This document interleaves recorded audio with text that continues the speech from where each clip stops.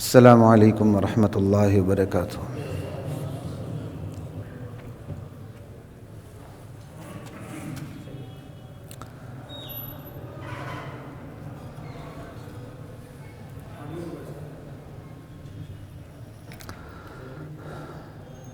بسم اللہ والحمد للہ والصلاة والسلام علی رسول اللہ، اما بعد۔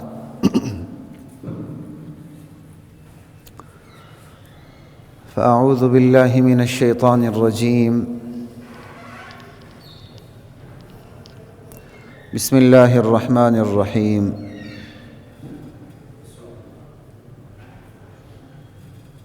کل من علیہا فان ویبقى وجہ ربک ذو الجلال والاکرام۔ ہر چیز پر فنا ہے، بقا صرف اور صرف اللہ ذو الجلال والاکرام کی ذات کو حاصل ہے۔ فبأي آلاء ربكما تكذبان، تم اپنے رب کی کون کون سی نعمتوں کی ناشکری کرو گے؟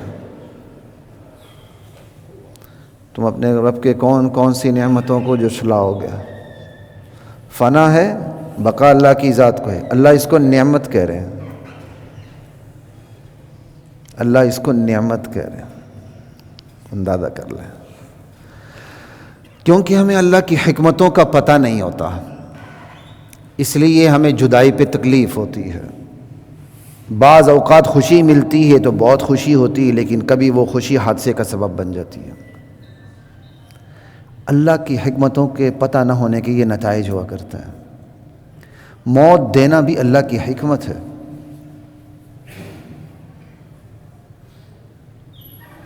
اور یہ بھی اللہ کی نعمت ہے، کیونکہ موت کے بعد ہی الموت جسر یوصل الحبیب الی الحبیب، موت تو ایک پل ہے جو محبوب کو محبوب سے ملا دیتا ہے۔ موت کے بعد اچھے بندے کے لیے یہ موت تو نعمت ہے۔ ہاں، موت کا طبی خوف ضرور ہوتا ہے بندے کو،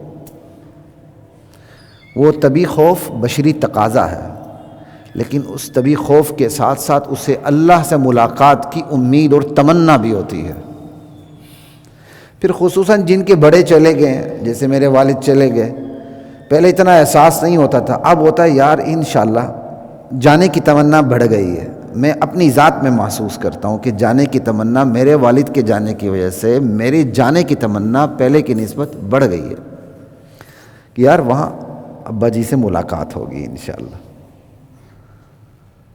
تو یہ نعمت ہے اللہ کی، اس پہ انشاءاللہ پھر کبھی بات کریں گے۔ کل نفس ذائقۃ الموت، ہر نفس نے موت کو چکھنا ہے، یہ تو مخلوق کی علامت ہے موت۔ تو گزشتہ 2-3 جمعات سے تو میری ہمت ہی نہیں ہو رہی تھی کہ میں والد صاحب کو موضوع بنا کے آپ کے سامنے کیسے بات کروں۔ نفسیاتی طور پر بھی مجھے ہیزیٹیشن فیل ہو رہی تھی کہ ساتھی کیا کہیں گے، والد صاحب پہ جمعہ پڑھا رہا ہے۔ لیکن جیسے میں نے عرض کیا، بہت بڑا مقصد یہ بھی ہے کہ میں خود کو بھی تسلی دے سکوں، اور ساتھ ساتھ یہ ہے کہ والدین کا سلوک اپنی اولاد سے، اپنے رشتہ داروں سے، اپنے ماتحتوں سے، اپنے شاگردوں سے، اپنے دوستوں سے کیسا ہونا چاہیے، اس کی زندگی، ان کی زندگی کیسی گزرنی چاہیے کہ اولاد پر صحیح درست نقش مرتب ہو سکے۔ بس اس نیت سے کچھ باتیں اپنے والد محترم کی زندگی کے سامنے رکھوں گا۔ کچھ ٹوٹے پھوٹے شاید بے ربط بھی کچھ ہو جائے، کوشش کروں گا کچھ آپ کے سامنے بات کر سکوں۔ سیدھی بات ہے، شرح صدر مجھے نہیں ہے کہ میں والد کو موضوع بنا کے بات کروں، لیکن ان کی زندگی کی کچھ ایسی چیزیں ہیں جو میں آپ کے سامنے رکھنا چاہتا ہوں۔ لالچ یہ بھی ہے کہ بطور والدین ہمارا کردار کیسا ہونا چاہیے، لالچ یہ بھی ہے کہ انشاءاللہ آپ بھی دعاؤں میں یاد رکھیں گے۔ میرے والد محترم کی تعلیمی سفر کا آغاز بڑا عجیب ہے، اس پہ میں زیادہ بات نہیں کروں گا، تیزی سے آگے جانے کی کوشش کروں گا، پہلے ہی میں لیٹ ہو چکا ہوں۔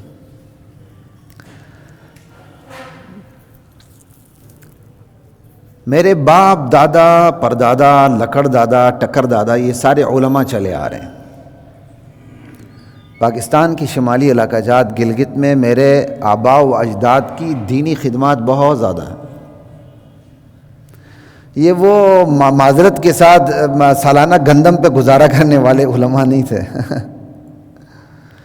یہ جرگے میں قصاص اور دیت کے معاملات کے فیصلہ کرنے والے علماء تھے۔ ہمارے ہاں تو یہ ہے، جرگے کو لیڈ کر رہے ہوتے ہیں یہ لوگ، پنچایت کو لیڈ کر رہے ہوتے ہیں، خاندانی لوگ ہوتے ہیں، سربراہوردہ لوگ ہوتے ہیں یہ۔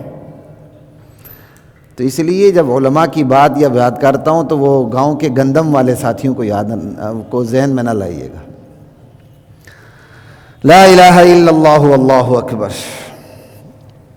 خصوصاً ناردرن ایریا، شمالی علاقہ جات کے اندر کفر و اسلام میں تفریق، دجالیت کیا ہے اور اسلام کیا ہے، اسلام کے لبادے میں منافقت کیا ہے، اس کا پردہ چاک کرنے میں سب سے بنیادی کردار میرے والد کے خاندان کا رہا ہے اور میری والدہ کا خاندان کا بھی رہا ہے۔ قسمت یہ تھی کہ میرے والد صاحب بچپن میں ہی یتیم ہو گئے تھے۔ بہت بڑے عالم تھے میرے والد صاحب کے والد، ان کے چچا بھی بہت بڑے، میرے والد صاحب کے چچا بھی بہت بڑے عالم تھے۔ پاکستان کے قیام کے ساتھ ہی دونوں کی وفات ہوئی آگے پیچھے۔ پہلے میرے والد صاحب کی والدہ کا انتقال ہوا، اس لیے جہاں تک مجھے یاد پڑتا ہے میرے والد صاحب کہتے تھے مجھے اپنی والدہ صحیح طرح یاد نہیں ہے۔ ننیال بڑا مضبوط ترین خاندان، ابھی جو خاور صاحب جانتے ہیں جو ابھی سی ایم 5 سال رہے ہیں، یہ میرے والد کے ننیال ہیں بہت قریبی ہیں ہمارے۔ ددیال بھی اسی طرح، مطلب میرے والد کے تو ننیال تو میرے ددیال ہی ہوئے نا سارے، ننیال ددیال دونوں اس طرح۔ بہرحال بچپن میں میرے والد صاحب یتیم ہوئے،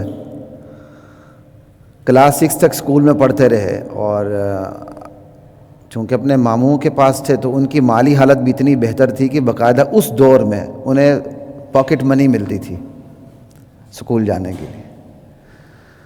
ان کی تمنا تھی میں اپنے والد کی طرح عالم بنوں، اور جبکہ میرے والد کے ماموں چاہتے تھے ہمارا بھانجا جو ہے یہ افسر بنے پڑھ لکھ کے۔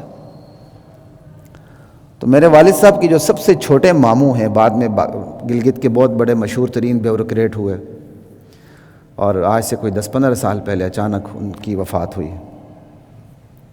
تقریباً گلگت کے ہر ضلع کے وہ شاید ڈپٹی کمشنر بھی رہے، بڑے مشہور بیوروکریٹ تھے۔ وہ اور ابو ایک ہی کلاس میں تھے۔ ابو چاہتے تھے کہ میں نے عالم بننا ہے۔ میں حیران ہوں اس چھوٹی عمر میں جب والد فوت ہو چکے ہیں، اللہ نے کام لینا ہو تو کیسی سمجھ اللہ نے عطا کی ہوئی کہ نہیں میں نے عالم بننا ہے۔ اور ابو کے ماموں کی خواہش تھی نہیں بیٹا پڑھ لے کے افسر بنے۔ والد صاحب کی نانی اماں زندہ تھی، تو وہ جو پاکٹ منی ملتی تھی وہ اٹھا کے نانی کے پاس جمع کرواتے تھے ابو، اپنی نانی کے پاس۔ جب اچھی خاصی پاکٹ منی ہو گئی تو گھر سے بھاگنے کی کوشش کی تعلیم کے لیے، پکڑے گئے، جا نہیں سکے۔ پھر پیسے اکٹھے کرنے شروع کر دی اسی نانی اماں کے پاس۔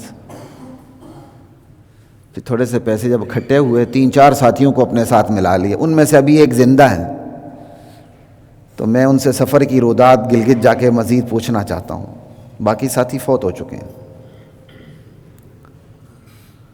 3-4 ساتھیوں کا گروپ بنایا، اور سردیوں میں دسمبر جنوری جب یہ بابوسر ٹاپ آپ کا بند ہو جاتا ہے بالکل، نومبر دسمبر ہمارے اس کو بڑا چلہ کہتے ہیں، یہ سخت ترین سردی کا موسم ہوتا ہے۔ یہ بڑا چلہ میں خراب اختتام پر ہے یا ختم ہو چکا ہوا ہے، یہ دسمبر آخر میں اور جنوری ابتدا میں، اس کو ہمارے علاقے میں بڑا چلہ کہتے ہیں۔ یہ سردی کا سب سے بڑا سیزن ہوتا ہے، سخت ترین۔ اس موسم میں گلگت سے 3-4 ساتھیوں کو لے کر بھاگے ہیں تعلیم کے لیے۔ سب سے پہلا پڑاؤ ان کا جگلوٹ میں تھا، جو گلگت سے تقریباً شاید 20-25 یا 30-40 کلومیٹر کے فاصلے پر۔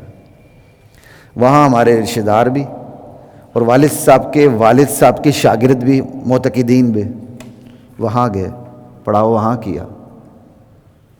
وہاں انہوں نے سارا کچھ کھانا پینا یہ وہ، اس کے بعد ہماری زبان میں تھوٹی کہتے ہیں، وہ برفیلی زمین پر چلنے کے لیے وہ جوتے نہیں ہوتے ہیں، وہ تھوٹی ہوتے ہیں، وہ کپڑوں سے بناتے ہیں، اس پہ چلنے کے لیے وہ بڑے کارآمد ہوتے ہیں۔ ان لوگوں نے وہ تیار کروائی، تھوڑا بہت توشہ ہاتھ میں دیا، وہاں سے سفر. اور یہ سفر بھی غیر مانوس راستے سے کیا. پتہ تھا باغیں پیچھے سے پیچھا ہوگا، خاندان تگڑا ہے، پیچھے سے پیچھا کرے گا، اور واقعی پیچھا ہوا ان کا. لیکن وہ غیر مانوس سفر سے کرتے کرتے کرتے پیدل، گاڑیوں پہ نہیں، پیدل گلگت سے پیدل چلیں، جگلوٹ، چلاس، بابو سر ٹاپ، یہ پیدل چلیں، پیدل. یہ پیدل سفر ہے میرے والد صاحب کا. اور جب بابو سر ٹاپ کی طرف آئیں تو گرمیوں کا راستہ الگ ہے، سردیوں کا راستہ الگ ہے. چرواہوں سے پوچھا، راستہ غلط کر گئے. جو گرمیوں کا راستہ تھا اس پر چل پڑے تو بڑی مشکلات پیش آئیں. یہاں تک کہ وہ ایسے ندی نالے بھی آئے کہ جن کے اوپر بانس ٹائپ کی چیز ہے، اس کے اوپر رگڑ کے گزرنا ہے، ورنہ نیچے پھسل گئے تو ڈوب گئے. تو والد صاحب ایک دفعہ کہتے تھے کہ میں ایک دفعہ پھسلنے لگا تھا، جانے لگا تھا نیچے، پھر میں نے اس تنے کو پکڑ لیا، بس کسی طرح ساتھیوں سمیت کراس کر لیا. پھر ایک جھیل نما یا کوئی ایسے بہت بڑی ندی آئی. ٹٹو ہوتے ہیں یہ، آپ کے خچر سے چھوٹے ہوتے ہیں، کھوتے سے چھوٹے یا بڑے اوپر نیچے ہوتے ہیں، یہ ٹٹو ہوتے ہیں ان علاقوں میں، کاغان ناران میں. تو وہ چرواہے یا وہ ٹٹو لے کر جا رہے تھے، تو ان سے ایک ریکویسٹ کی کہ یار ہمیں بھی ساتھ لے جاؤ، ہم نے بھی یہ کراس کرنا ہے. تو انہوں نے ریکویسٹ قبول نہیں کی. تو یہ تھوڑے سے جسمانی طور پر مضبوط لوگ تھے، تو تھپڑ چھپڑ لگا کے سائڈ پہ کر کے ان کے ٹٹو پہ بیٹھ کے اس کو کراس کیا، پھر آگے چل پڑے. کاغان ناران کی کسی مسجد میں جا کے ٹھہرے ہیں مسافر بن کے. اس مسجد کا امام آیا ہے اور اس نے بچوں سے پوچھا، ہاں بھائی انہوں نے اپنی رودات بیان کی ہے. تو مجھے یاد پڑتا ہے والد صاحب کہتے ہیں وہ 32 پراٹھے رات کے اندھیرے میں پکا کے لایا، چینک چائے کی اور 32 پراٹھے. کہتے ہیں ہم 3-4 لڑکوں نے 32 کے 32 ختم کر دیا. والد صاحب مرد دم تک اس کی بیوی کو دعائیں دیتے تھے، ان کو دعائیں دیتے تھے. اور میری خواہش تھی کہ مجھے اس مسجد کا پتہ چلے، میں جاؤں. اور ابھی بھی خواہش ہے کہ مجھے پتہ چلے تو میں اس خاندان کی کوئی خدمت کر سکوں، یا اس مسجد کو میں مزید آباد کرنے کی کوشش کروں. تو نا امیدی سے ہو گئی. تو بعض ساتھیوں نے مجھے کہا نہیں، اس دور میں مسجدیں بہت کم ہوتی تھیں، ممکن ہے انشاءاللہ تلاش ہو سکتی ہے اس کی. میں نے کہا اللہ مجھے توفیق دے. خیر پنڈی پہنچے، آپ اندازہ کر لیں. پھر آگے کا یہ میں نے آپ کو پیدل سفر والد صاحب کی تعلیمی سفر کا بتایا، اور خاندان نے پھر پیچھا کیا. آخر خاندان والے جب نا امید ہو گئے کہ اب یہ رکتا نہیں بندہ، وہ انہوں نے پیچھا کیا تو ابو اسے بھی آگے بھاگ کے چلے گئے. انہوں نے پھر خط لکھا، بیٹا جہاں بھی ہو بتاؤ تمہیں ہم ماہانہ خرچہ بھیجیں. پھر وہ ماہانہ خرچہ آتا تھا. ابو کی تعلیم شروع ہو گئی. ابو کہتے تھے میں اپنے زمانہ طالب علمی میں بھی امیر تھا، لوگوں کے پاس پیالہ پینے کے لیے نہیں ہوتا تھا، اور میرے پاس درجنوں کپ ہوتے تھے مہمانوں کو سنبھالنے کے لیے، اور میں مہمانوں کی خدمت کیا کرتا تھا. میرے والد بڑے مہمان نواز تھے. اور کہتے تھے میں نے طالب علمی سے میں نے شیروانی پہنی ہے، غالباً کراکلی بھی اس دور سے پہنی ہے. کہتے میں نے طالب علمی سے ہی شیروانی پہنی ہے. خیر 1965 میں دارالعلوم حقانی اکورہ خٹک سے میرے والد صاحب فارغ ہوئے. مولانا سمیع الحق جو شہید ہوئے، ان کے والد مولانا عبدالحق، ان کے خاص شاگردوں میں میرے والد صاحب تھے. اور دورہ تفسیر راولپنڈی میں شیخ القرآن مولانا غلام اللہ خان سے پڑھتے رہے. ان دونوں استادوں کی ابو بڑی قدر کرتے تھے اور ان کا بڑا تذکرہ کرتے تھے. 65 میں فارغ ہونے کے بعد 66 میں کسی کام سے لاہور آئے. تو اب ہم جہاں ہیں شاہی جامع مسجد، آپ کو پتہ ہی، وہاں والد صاحب کا قائم کردہ مدرسہ ہے. ان لوگوں نے زور لگایا اب یہاں امامت کریں. والد صاحب نے کہا میری خاندانی مسجد ہے، میں گدی والا بندہ ہوں، مجھے امامت کی ضرورت نہیں، میں تو پڑھانے کی نیت سے آیا ہوں کہ مجھے تدریس مل جائے مدرسے میں، جو دینی تعلیم ہوتی ہے، ہماری عربی کتابیں ہوتی ہیں بڑی اسلامی. تو 1-2 سال پڑھانے کے بعد میں اپنی گدی پہ جا کے کام کرنا چاہتا ہوں.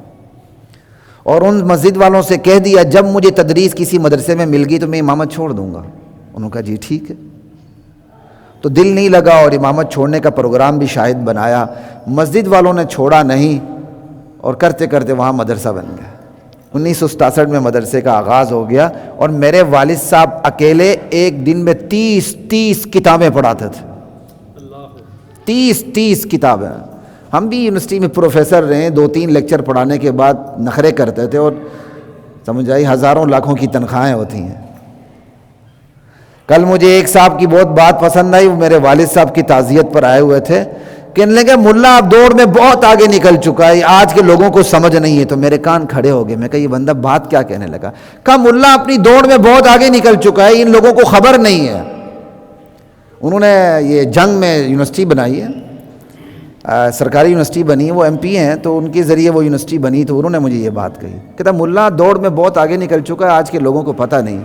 3-4 لیکچر پروفیسر دیتا ہے، لاکھوں کی تنخواہیں لیتا ہے۔ مولوی کو دیکھو دن رات، یہ اب میں مسجد مولوی کی جب بات کر رہا ہوں نا، یہ 5 وقت کی امامت کی بات نہیں کر رہا، جو مدرسے میں پڑھاتے ہیں دن رات اسلامی علوم، اور کوئی ٹیوشن نہیں، چند ہزار روپوں کی تنخواہوں پر بس۔ کہا یہ محنت جو مدارس میں ہو رہی ہے، علماء کر رہے ہیں، یہ آج کا پروفیسر دانشور مفکر تصور ہی نہیں کر سکتا۔ خدا کی قسم، میں خود پروفیسر رہا ہوں، مجھے پتا میں تصور نہیں کر سکتا۔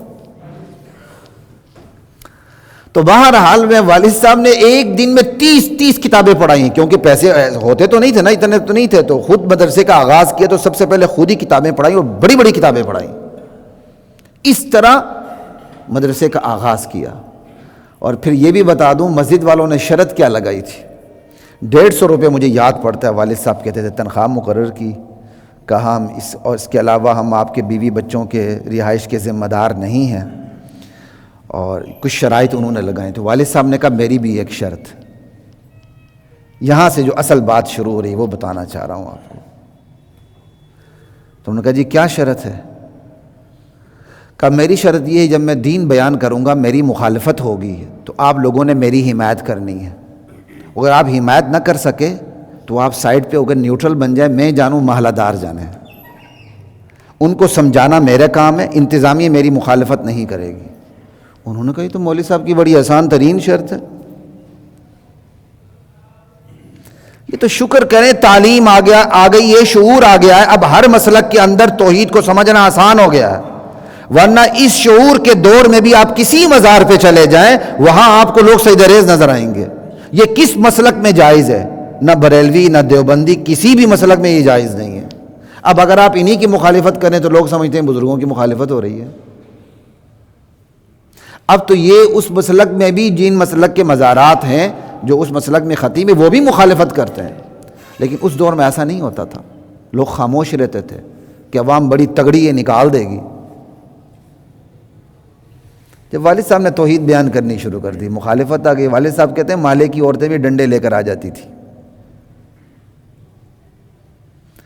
تو انتظامیہ نے گلہ کیا، تو انتظامیہ نے کہا میں نے تو آپ کے ساتھ شرط رکھی تھی، آپ نے اپنی شرط رکھی، میں نے اپنی شرط رکھی ہے، میری شرط یہ کہ آپ میری حمایت کریں، نہیں کر سکتے آپ نیوٹرل رہیں، میں جانوں محلے والے جانیں، ان کو سمجھانا میرا کام ہے۔ تو وہ اس شرط پر پورے اترے، نیوٹرل رہے، ایک آدھ بعد میں محنت سے حمایتی بن گئے۔ اور میرے والد صاحب اس وقت غیر شادی شدہ تھے، کہتے تھے ان کی 150 روپے تنخواہ میری چند دنوں میں ختم ہو جاتی تھی، پھر میں گھر سے پیسے منگواتا تھا۔ کہتے تھے کہ میری ماہانہ چینی کا خرچہ 16 کلو تھا، اور میں غیر شادی شدہ تھا، تو آپ حیران ہوں گے 16 کلو چینی میرے والد کھا جاتے تھے۔ ان کا طریقہ تبلیغ یہ تھا، خود چائے پکاتے تھے، بہترین حلوہ پکاتے تھے، چائے حلوہ سامنے رکھتے تھے، سب کو کھلاتے تھے، اور پھر قرآن کی تعلیم دیتے تھے، اپنا پیسہ خرچ کرتے تھے، بیٹھتے تھے اور لوگوں کو سکھاتے تھے۔ اس طرح تعلیم دی میرے والد صاحب۔ مولانا احمد علی لاہوری رحمۃ اللہ علیہ کے بعد توحید کا سب سے بڑا مرکز میرے والد صاحب کا، جو کانسٹنٹلی کنٹینیوسلی جو توحید کا مرکز بنا، لا الہ الا اللہ۔ اور اعتدال فکر میں یہ تھی، اصول پہ سمجھوتا نہیں کرتے تھے، چھوٹے مسائل پہ شدت ان کے ہاں نہیں تھی، پریورٹیز ہوتی ہیں، شدت نہیں تھی، لیکن بنیادی مسائل پہ توحید، رسالت، ختم نبوت، صحابہ کی عظمت، اس پہ کوئی کمپرومائز نہیں کرتے تھے۔ یہی وجہ ہے کہ ہمارا مدرسہ، ہماری مسجد ہمیشہ تحریکوں کا مرکز رہی، ختم نبوت ہو، توحید ہو، صحابہ کی عظمت کا مسئلہ ہو۔ اور اسی وجہ سے میرے والد صاحب پہ 2 دفعہ حملے بھی ہوئے، حالانکہ وہ کسی کالعدم تنظیم کے اندر نہیں تھے، اور اللہ نے بچایا ان کو۔ وہ پرواہ نہیں کرتے تھے ان چیزوں کی. لا الہ الا اللہ. خیر اس کے بعد ان کا نکاح ہوا، سب کچھ ہوا، ہماری پیدائش ہوئی، اور بزرگوں کا اتنا احترام کرتے تھے کہ ہمیں بسم اللہ کی جو ابتدا کروائی ہے وہ مولانا ادریس کاندھلوی، بہت بڑے شیخ الحدیث تھے جامعہ شرفی میں، ان سے ہماری بسم اللہ کی ابتدا کروائی. ہمیں یاد نہیں کیونکہ ہم تو چھوٹے تھے، کہتے بھی تھے اور انہوں نے ڈائری میں لکھا بھی ہوا. اور تعلیم اس طرح شروع کی، کھانے پہ بیٹھتے نا، بچے کو تو کھانا عزیز ہوتا ہے، کھانے کے بعد کھانے کی دعا یاد کروائی، کہا کھانے کی دعا یاد کرو گے تو انعام دوں گا. ہم نے کھانے کی دعا یاد کی، الحمدللہ الذی اطعمنا وسقانا وجعلنا من المسلمین. حدیث میں من المسلمین بھی ہے، زیادہ تر صحیح حدیثوں کے اندر وجعلنا مسلمین ہے. خیر وجعلنا من المسلمین بھی ایک دوسری کتاب میں موجود ہے. بارہ وجعلنا مسلمین ہم نے یاد کی. ابو نے باقاعدہ انعام دیا، پتہ نہیں 54 دی تھی، 10 دیا تھا، مجھے یاد ہے تھوڑا بہت پڑھتا، 12 انعام دیا تھا اس دور میں. تربیت کی الحمدللہ. میں نے بڑی نوعمری میں، کم عمری میں نے حفظ کیا. ابھی میرا قرآن مکمل نہیں ہوا تھا، قاری صاحب کے پیچھے سماعت کے لیے کھڑا کر دیا. میں نے سماعت 10 سپاروں سے ہی شروع کر دی تھی. قرآن حفظ مکمل ہوا، کہنے لگے ابھی تم نابالغ ہو، تم تراویح نہیں پڑھا سکتے. تو میں کہتے، لوگ مجھے کہتے تھے آپ تراویح نہیں پڑھاتے، میں کہتا تھا میں نابالغ ہوں، تو وہ ہنس پڑتے تھے. مجھے کیا پتا نابالغ کیا ہوتا ہے. میں کہا میں نابالغ ہوں، میں نے تراویح نہیں پڑھانی، تو ساتھی ہنس پڑتے تھے. خیر بلوغت ہوئی، میں نے یوٹی کے اندر قائد اعظم حال میں سب سے بڑا قرآن سنایا. اور جب میں نے قرآن سنایا، میرے والد صاحب نے نصیحت کی، بیٹا خبردار پیسے نہیں لینے تراویح کے. میرے والد صاحب نہ نکاح کے پیسے لیتے تھے، نہ ان چیزوں کے پیسے لیتے تھے، نہ اپنے مدرسے کے بچوں کو ختموں پہ بھیجتے تھے. کہا یہ میرے بچے ہیں، میرے سلبی اولاد کی طرح ہیں. جس طرح تم اپنے بچوں کو پسند نہیں کرتے ہو کہ وہ گھر کی دال روٹی کھائیں، رنگ برنگے کھانے کھائیں اور اپنا فیوچر تباہ برباد کر کے رکھ دیں، میں اپنے ان بچوں کا فیوچر تباہ کرنے کے لیے تیار نہیں ہوں. ان کے والدین نے تعلیم کے لیے مجھے میرے سپرد کیا ہے. یہ نہیں کہ میں ہر گھر میں ان کو ختموں کے لیے بھیج کے کاروبار کروں ان سے. آج کل یہ کاروبار بڑا عروج پر ہے. میں نے قائد اعظم حال میں قرآن کریم سنایا. ابو کی نصیحت بھی تھی، تربیت بھی تھی الحمدللہ. اور جب انہوں نے چندہ کھٹے کرنے کی کوشش کی اسٹوڈنٹس نے، میں نے کہا خبردار نہیں کرنا. بڑا زور لگا، میں نے کہا نہیں یہ چندہ نہیں ہوگا یہاں. اور شاید والد صاحب نے سمجھایا تھا، انہیں کہہ دینا سب سے بڑی خوشی ہمیں ہے، جن کو خوشی ہے وہ خود بندوبست کریں گے. میرا قرآن ختم ہوا، میرے والد صاحب اپنے دوست کے ساتھ گاڑی میں بٹھا کے مجھے لے گئے. کہا پسند کرو، اپنی پسند سے مٹھائی لو. میں نے اپنی پسند سے مٹھائی لی، اور پھر ختم قرآن کے موقع پر ہماری طرف سے مٹھائی تقسیم ہوئی. یہ نہیں کہ امام صاحب کو سوٹ دینا، چندہ دے دو، یہ دینا چندہ دے دو. امام ہے کہ میراثی ہے بھائی. خدا کی قسم میں نے اپنے گھر میں غیرت دیکھی دین کی. اور میں نے اپنے والد صاحب سے ایک سے زائد موقعوں پر کہا شاید کہ میں نے اپنے گھر میں آپ کی غیرت نہ دیکھی ہوتی میں کبھی بھی عالم دین بننے کا فیصلہ نہ کر پاتا. کیوں میں دیکھتا ہوں مولوی بننے کے بعد بھیک ہی مانگنی ہے، لوگوں کے گھروں میں جا کے کھانے کھانے اور ان کے جیبوں پر نظر رکھنی ہے، تو میں کبھی بھی نہ بنتا. میں نے آپ کی زندگی میں غیرت دیکھی تو میرے لیے عالم بننے کا فیصلہ کرنا آسان ہوا. یہ کچھ باتیں ہیں جو آپ کے سامنے میں رکھنا چاہ رہا ہوں. لالچ نہیں آنے دی، مزاج میں ان کی غیرت تھی، مہمان نوازی تھی، اور تربیت ہماری انہوں نے اس طرح کی تھی، خصوصاً اساتذہ کے معاملے میں. اتنی استادوں کی عزت بٹھائی ہوئی تھی.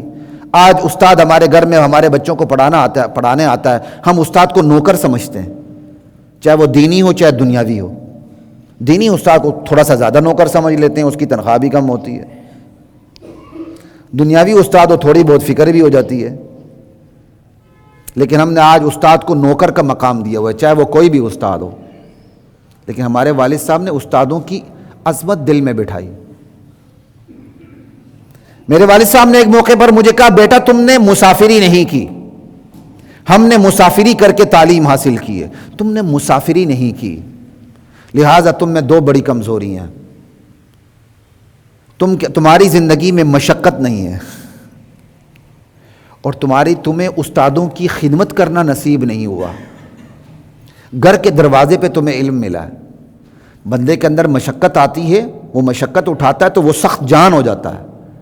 تم سخت جان نہیں ہو، تم نے مشقت نہیں اٹھائی، تم نرم و نازک ہو، مشقت تو تم کر نہیں سکتے، استادوں کی خدمت کرو۔ کہا جو بندہ سفر کر کے، مسافری کر کے تعلیم حاصل کرتا ہے اس کی زندگی مضبوط ہوتی ہے۔ مشقت تو تم کر نہیں سکتے، گھر کے دروازے پہ تمہیں علم ملا، ایک بات رہتی ہے خدمت، بہانے بہانے سے کسی استاد کی خدمت کرو۔ حالانکہ مدرسے کے سربراہ ہے، والد نے ہمیں صاحبزادہ بننے نہیں دیا۔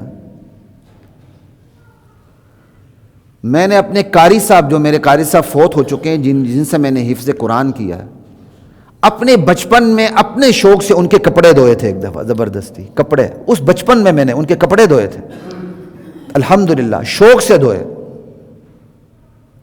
پھر جب میں فائنل ایئر میں آیا مدرسے کے درس نظامی کی، جس کو ہم دورہ حدیث کہتے ہیں، تو میں نے کہا والد صاحب کی نصیحت بھی سامنے تھی اور شوق بھی تھا کہ استاد کی خدمت کروں۔ ہمارے ایک استاد ظہر کے بعد ان کے پاس کلاس ہوتی تھی، وہ کلاس سے پہلے چائے پیتے تھے، بڑی کڑکدار چائے پیتے تھے، اور مجھے چائے بنانا بھی میرے حفظ کے استاد نے سکھائی، کیوں میں ان کے لیے چائے بناتا تھا۔ منزل سنا کے فارغ ہوتا تو وہ پھر مجھے ماچس اور دے دیتے تھے، اور میں پھر چائے بنا کے، چائے انہوں نے مجھے بنانی سکھائی۔ میں بہت بہترین چائے پکاتا ہوں، اللہ کا شکر ہے، کیونکہ خود چائے کا نشائی ہوں، تو چائے کا نشائی چائے اچھی بنا لیتا۔ لا الہ الا اللہ۔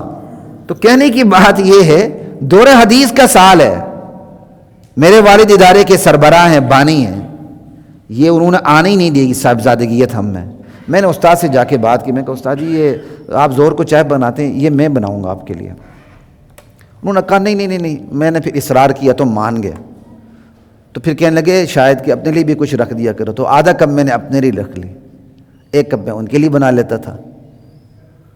پھر میں نے وہ برتن بھی دھو لیے، تو انہوں نے منع کر دیا، بیٹا نہیں، برتن آپ نے نہیں دھونے۔ میں کہا استاد جی یہ تو نرم ہوتا ہے، ابھی بھی چائے پکی ہوتی تو اس کو صاف کرنا آسان ہوتا ہے۔ میں نے بڑی مشکل سے راضی کیا، پورا سال ظہر کے بعد میں نے ان کی چائے پکائی اور وہ برتن میں نے خود دھوئے، اور یہ تربیت مجھے میرے والد سے ملی۔ ایک دفعہ ہم گلگت جا رہے تھے، تو اس وقت یہ نیٹ سسٹم تھا نہیں، گلگت کی فلائٹ سبجیکٹ ٹو ویدر ہوتی ہیں، تو میں نے کہا ابو جان بڑی اچھی ترکیب ہاتھ میں لگی ہے، تو پنڈی جا کے انتظار ہی نہیں کرنا پڑے گا، تو بائی ایئر ٹکٹ بھی کنفرم ہو جائے گی۔ کہنے لگے کیسے؟ میں کہا آپ ان کے استاد کے بیٹھے ہیں پنڈی میں، مولانا اشرف علی صاحب کو فون کر دیں، وہ ٹکٹ کنفرم کروا لیں گے، ہم جاتے ہوئے ان کو پیسے دے دیں گے۔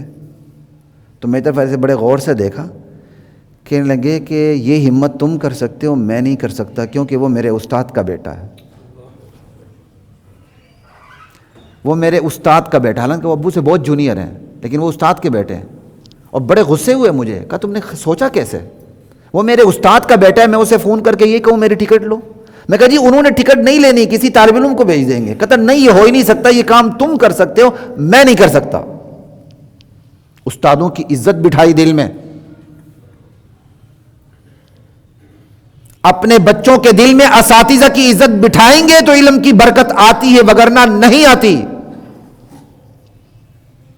یہی وجہ، ایک دفعہ میرے استاد تھوڑے سے مجھ سے ناراض ہوئے، انہیں کوئی غلط فہمی ہو گئی تھی، کسی نے ایسی شکایت کر دی تھی، اور میں ان کے سامنے جا کر چیخ کے رو پڑا مجھے معاف کر دیں۔ انہوں نے مجھے گلے سے لگایا، غالباً شاید یہاں بوسہ دیا، آج بھی ہاتھ اٹھا کے میرے لیے دعائیں کرتے ہیں، وہ ان کی غلط فہمی دور ہو گئی، لیکن میں ان کی ذرا بھی تیوری برداشت نہیں کر سکا، میں سامنے جا کر رو پڑا۔ میں کہا استاد جی معاف کر دیں، میں نے تو ایسا کچھ کیا نہیں ہے، اگر آپ کو غلط فہمی ہو گئی، لیکن میں آپ سے معافی مانگتا ہوں۔ دوسرے سال میں پڑھ رہا تھا، میرے استاد نے تھوڑا سا سبق غلط پڑھا دیا، وہ میں عربی کتاب کا مطالعہ کر کے گیا تھا۔ مدارس کا طریقہ یہ ہوتا ہے کہ استاد سے پڑھنے کے بعد پھر لڑکے آپس میں ایک دوسرے کو لیکچر دیتے ہیں، تو میں الحمدللہ اپنی پوری کلاس کو استاد کے لیکچر کے بعد لیکچر دیا کرتا تھا شروع سے۔ الحمدللہ میں ہمیشہ پوزیشن ہولڈر رہا ہوں، اور اکثر اوقات فرسٹ پوزیشن پہ، صرف ایک بیماری کے دنوں میں کسی چھوٹے امتحان میں سیکنڈ پہ تھا، ورنہ ہمیشہ فرسٹ رہا ہوں، اللہ کا شکر ہے۔ لا الہ الا اللہ۔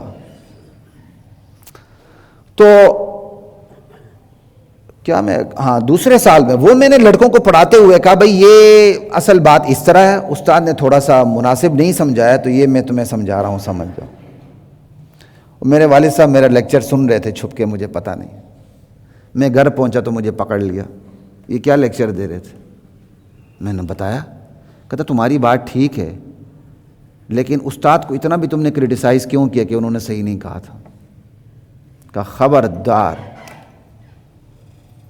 اس سے بھی روک دیا مجھے، تربیت تھی نا، تربیت کا حصہ تھا۔ جن سے پڑھا میرے اساتذہ، میرے والد ان کی عزت کرتے تھے، ان کی خدمت کرتے تھے۔ کئی دفعہ میرے قاری صاحب کے لیے کھانا ہمارے گھر سے جاتا تھا اور باقاعدہ عملاً کروا کے دکھاتے تھے۔ جب تک والدین اساتذہ کی عزت دل میں نہیں بٹھائیں گے پڑھ ہی نہیں سکتے بچے، اور دلیل کا احترام کرتے تھے۔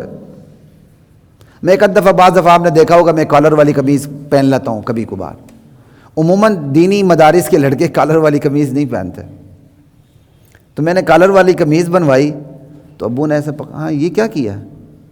میں کہا ابو جائز ہے، اور میں نے دلیل دے دی۔ تو بعد میں کسی کو کہا میرا بیٹا دلیلیں دینے لگ گیا ہے، لیکن مجھے روکا نہیں، کہا ٹھیک ہے، روکا نہیں۔ علماء کی اولاد دو وجوہات سے تباہ ہوتی ہے، چونکہ یہ ویڈیو علماء کے پاس بھی جاتی ہے تو معذرت کے ساتھ میں ان کو بھی سامنے رکھ کے بات کر رہا ہوں۔ علماء کی اولاد تباہ ہوتی ہے صاحبزادگی کی وجہ سے، وہ صاحبزادہ ہوتا ہے اس کو ہاتھ نہیں لگاتے، وہ تباہ و برباد ہو جاتا ہے۔ یا علماء کی اولاد تباہ ہوتی ہے زیادہ سختی کی وجہ سے۔ 50 سال بعد جو عالم تقویٰ کے جس معیار پر پہنچا ہوتا ہے وہ اپنے بچے کو 5 سال کی زندگی میں ہی تقویٰ کے اس معیار پر زبردستی پہنچانا چاہتا ہے جو ضروری بھی نہیں ہوتا۔ وہ مستحبات کی بھی وہ پابندی کروانا چاہتا ہے اپنے بچے سے جو اللہ کے ہاں بھی ضروری نہیں ہے، بچہ بگڑ جاتا ہے۔ میرے والد صاحب نے یہ نہیں ہونے دیا، تقوی پر بھی عمل کیا، فتوے پر بھی عمل کیا، جو آزادی دے سکتے تھے دی۔ چھوٹی سی بات کہتے تھے، بیٹا لباس اپنی مرضی سے پہنو لیکن میں تمہارے جسم پر تنگ لباس کبھی نہ دیکھوں۔ حالانکہ ہم لڑکے ہیں، اس وقت بچے تھے، کہا تمہارے جسم پہ میں تنگ لباس نہ دیکھوں۔ چوکیداری نہیں کرتے تھے لیکن دوستوں پر پوری نظر رکھتے تھے، دوستوں پر پوری نظر رکھتے تھے۔ ایک دفعہ ایسا ہوا، مجھ سے پوچھا، میں چونکہ میرا بچپن کا زیادہ تر عرصہ UT میں ٹیچرز کے بیٹے یہ وہ ان کے ساتھ زیادہ گزرا، تو ایک میں کھیل رہا تھا گراؤنڈ میں، ابو نے جاتے ہوئے مجھے واک کرتے تھے، مجھے دیکھ لیا، بعد میں کہا بھائی یہ کون ہے؟ میں نے بتایا فلاں پروفیسر کے بیٹے ہیں، بھائی اتنا ہی کہا بیٹا آئندہ ان کے گھر میں نہیں جانا، بس۔ بعد میں پھر وہ حقیقت بھی میرے سامنے کھولی کہ انہوں نے مجھے کیوں روکا تھا۔ چوکیداری نہیں کرتے تھے کہ ہر وقت چوکیداری، نظر پوری رکھتے تھے اولاد کے اوپر، اپنی بساط کے مطابق شہزادوں کی طرح رکھا۔ لوگوں نے کہا یہ اپنے بچوں کو شہزادوں کی طرح رکھتا ہے، میرے والد نے کہا الحمدللہ میں اپنے بچوں کو شہزادوں کی طرح رکھتا ہوں۔ بغیرت بننے نہیں دیا، لالچ نہیں آنے دی۔ لا الہ الا اللہ واللہ اکبر۔ تعلیم میں کبھی کمپرومائز نہیں کیا۔ میرے والد کے ماموں نے میرے بارے میں کہا کہ ان کو مقابلے کے امتحان کے لیے ادھر اس لائن پہ بھیج دیں، نہیں مانے، اور بعد میں علیحدگی میں ان کو کہہ دیا کہ ماموں میرے بچوں پر یہ محنت نہ کریں، علماء کی اولاد علماء نہیں بنے گی تو ہم کسی اور سے کیا توقع رکھیں گے کہ وہ اللہ کے نبی کے دین کو لے کر چلیں، ہم دوسروں کو دعوت دیں اور میرا بچہ ادھر جائے، نہیں یہی تعلیم حاصل کرے گا۔ زبردستی نہیں کی لیکن ماحول ایسا دیا کہ الحمدللہ خود رغبت پیدا ہوئی۔ لا الہ الا اللہ واللہ اکبر۔ تو والدین کو اپنی اولاد کی تربیت جو آج نازک ترین ہو چکی ہے بہت خیال کرنے کی ضرورت ہے۔ اس دور میں black and white T V ہوتا تھا، ٹی وی گھر پہ آنے نہیں دیا، نہ قریب آنے دیا نہ دیکھنے دیا، اگرچہ ہم چھپ چھپ کے الف لیلا ڈرامہ جا کے ہمسایوں کے بعد دیکھ لیتے تھے، پھر ہماری شامت بھی آ جاتی تھی، لیکن دیکھنے نہیں دیا۔ مصروفیات بالکل ایسی رکھی، اس کا وقت ہی نہیں ملتا تھا۔ اپنی اولاد کا شیڈیول ایسا بنائیں، یہ نہیں کہ سونے کے چمچے سے کھلائیں، نہیں جی ہمیں تو اپنی اولاد پر بڑا بلائنڈ ٹرسٹ ہے۔ تو حضرات محترم پھر وہی ہوتا ہے جو ایک بیچاری مظلوم بچی کے ساتھ چند دن پہلے ہوا۔ اللہ اس بچی کا گناہ معاف فرمائے، اللہ اس کی موت کو اس کے گناہوں کی بخشش کا ذریعہ بنا دے۔ مسلمان تو ہیں نا، بس اتنی بات کافی ہے، اللہ بڑے سے بڑے گناہ کو معاف کر دیتے ہیں۔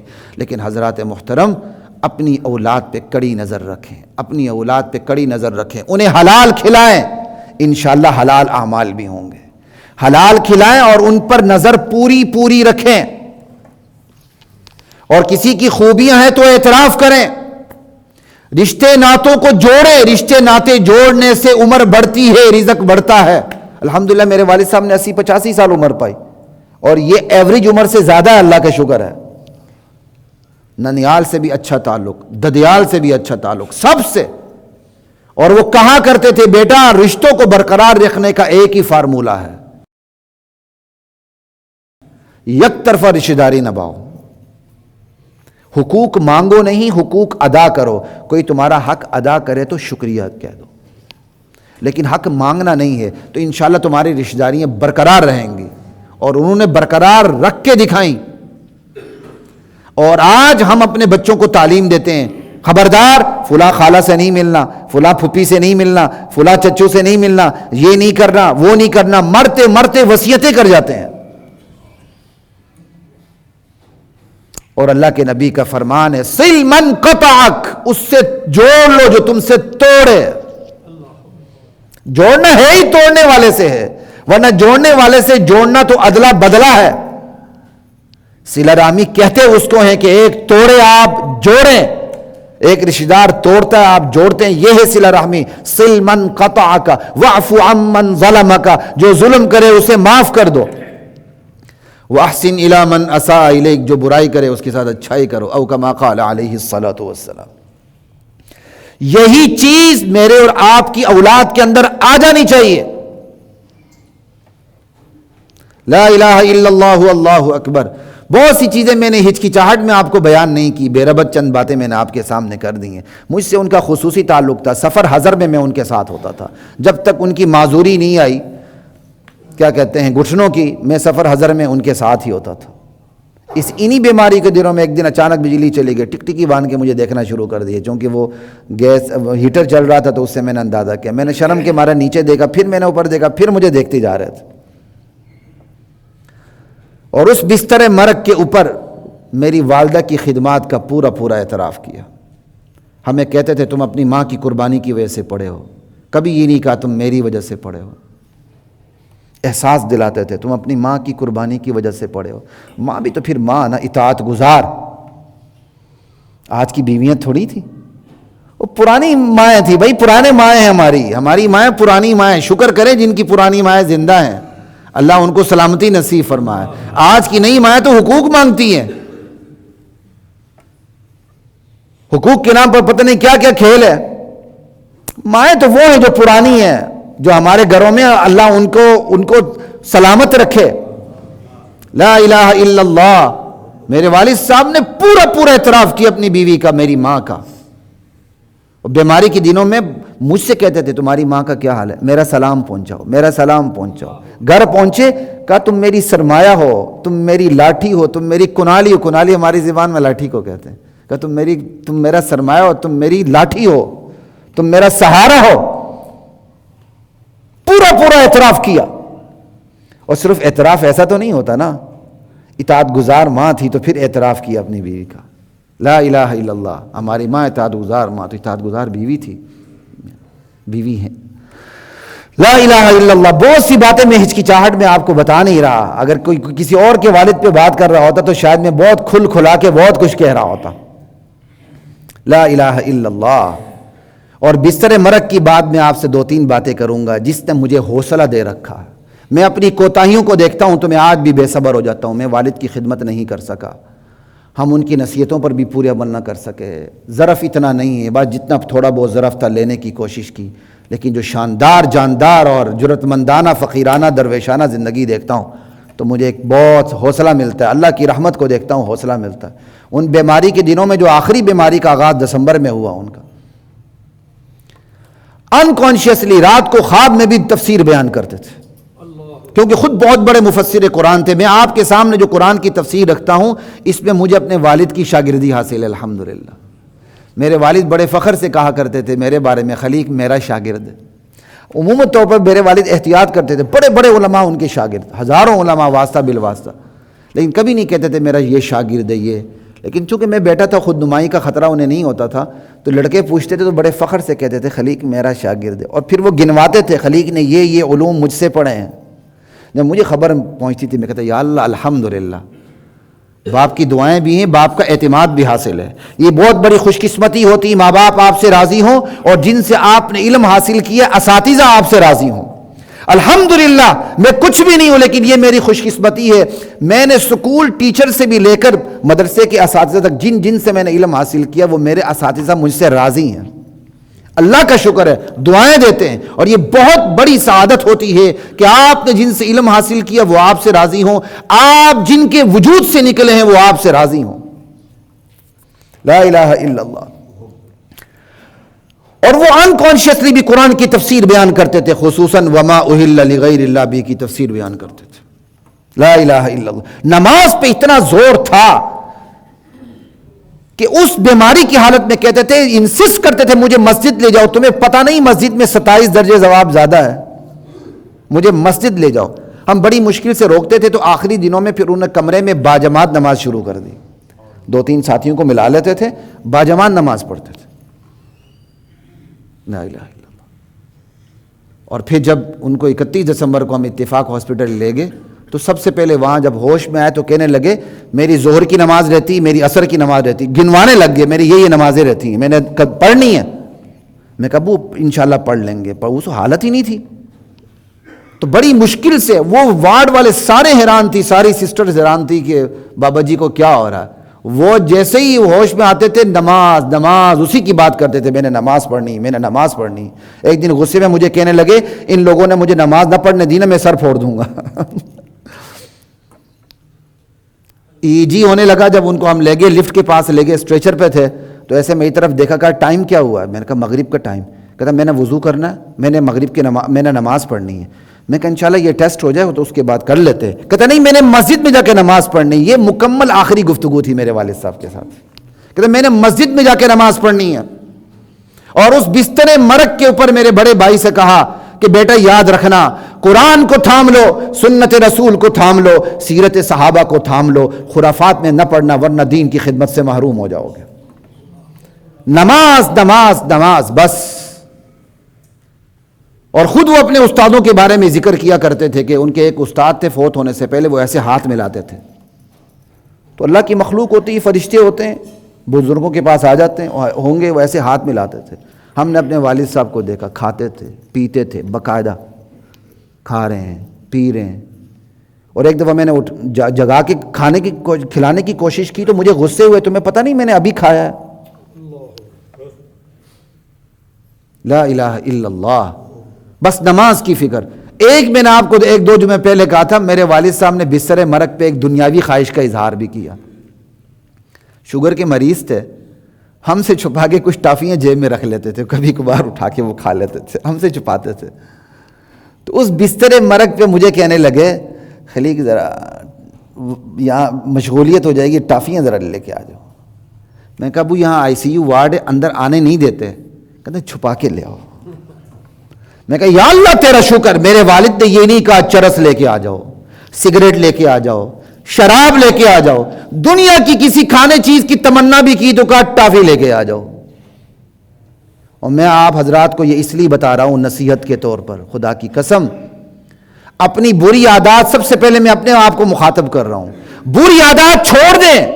یہ نہ ہو موت آ رہی ہو کوئی کہ یار ذرا سگریٹ پینے کا جی چاہ رہا ہے لاؤ، نسوار رکھنے کا جی چاہ رہا ہے لاؤ، چرس پینے کا جی چاہ رہا ہے لاؤ، بیٹے کو چھپ کے کہیں بیٹا تھوڑی سی وسکی تو لا دو، وہ ریڈ والی لے آنا ذرا، وہ تو انگور کی ہوتی ہے۔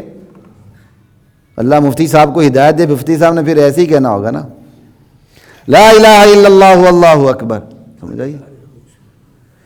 اپنی بری عادتیں چھوڑ دیں، بستر مرگ پر بھی وہ بری عادتیں بندے کا پیچھا نہیں چھوڑتی، یاد رکھیں۔ ایک صاحب نے ایک کتاب لکھی، کتابچہ، وہ بہت بڑے ڈاکٹر ہیں، فوت ہو چکے ہیں، ان کے ہاتھ پہ جن مریضوں نے جان دی وہ کیا کیا الفاظ کہتے ہوئے جان دی انہوں نے،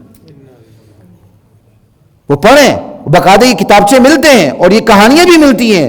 ایک زمیندار صاحب کھیتوں کو پانی دیتے دیتے فوت ہوئے جی، او میرے فلاں کھیت کو پانی دے دو، فلاں کھیت کو پانی دے دو، فلاں کھیت کو پانی دے دو، یہ کہتے کہتے فوت ہوئے۔ ایک وکیل صاحب عدالت میں مقدمہ لڑتے لڑتے فوت ہوئے، جی بستر مرگ پہ ہیں اور عدالت میں مقدمہ لڑ رہے ہیں، بڑی ڈیبیٹ ہو رہی ہے، سمجھائی؟ لوگ گالیاں دیتے دیتے مرتے ہیں، جو ہر وقت منہ میں گالیاں ہوتی ہیں وہ بستر مرگ پہ گالیاں آ رہی ہوتی ہیں۔ اور آپ اگر استغفر اللہ، اللہ اکبر، سبحان اللہ، لا الہ الا اللہ، محمد الرسول اللہ، آپ کی زبان اگر یہ تر رہے گی ان اذکار سے، بستر مرگ پر بھی آپ انکانشیسلی بھی یہی چیزیں آپ کے منہ میں آئیں گی، سبحان اللہ، الحمدللہ، لا الہ الا اللہ۔ والد صاحب یہی پڑھتے تھے، رب اجعلنی مقیم الصلاۃ ومن ذریتی ربنا وتقبل دعاء ربنا اغفر لی ولوالدی۔ پھر آگے کیا کہتے ہیں، پڑھتے ہوئے تمام کو دعا دیتے تھے، ولی اولادی ولی تلامذتی ولی اساتذتی ولی مشائخی ولی من سالنی الدعاء ولی من علینا حق۔ یا اللہ میری اولاد کو بخش دے، میرے استادوں کو بخش دے، جنہوں نے مجھ سے دعا کا کہا ہے ان کو بھی بخش دے، یا اللہ تعالیٰ جن کا مجھ پر حق ہے ان کو بھی بخش دے۔ یہ بستر مرگ پہ ان کی دعائیں تھیں۔ میں نے کہا ابا جان ہمیں دعاؤں میں یاد رکھیں، مجھے کہنے لگے تمہیں کہنے کی ضرورت نہیں ہے، دعا شروع کر دی، لا الہ الا اللہ۔ تو جو عادت آپ کی پکی ہوتی ہے، گھٹوں میں پڑی ہوتی ہے، بستر مرگ پہ وہی چیز آپ کی زبان پر آ رہی ہوتی ہے۔ ان چیزوں کو خصوصیت سے یاد رکھیں، لا الہ الا اللہ۔ اور بہت سی باتیں لیکن میں ہچکچاہٹ کی وجہ سے نہیں کہہ سکا، بس تھوڑی سی باتیں میں نے اس لیے ذکر کر دی، ایک تو مجھے تسلی ملے، اور دوسری بات یہ ہے کہ بطور والدین میرا اور آپ کا کردار معاشرے میں رشتہ داروں کے ساتھ، بچوں کے ساتھ، بچوں کے استادوں کے ساتھ معاشرے میں کیا ہونا چاہیے، تھوڑا بہت ہمیں پتہ چلے۔ اللہ کی ذات ہمیں عمل کی توفیق عطا فرمائے۔ وآخر دعوانا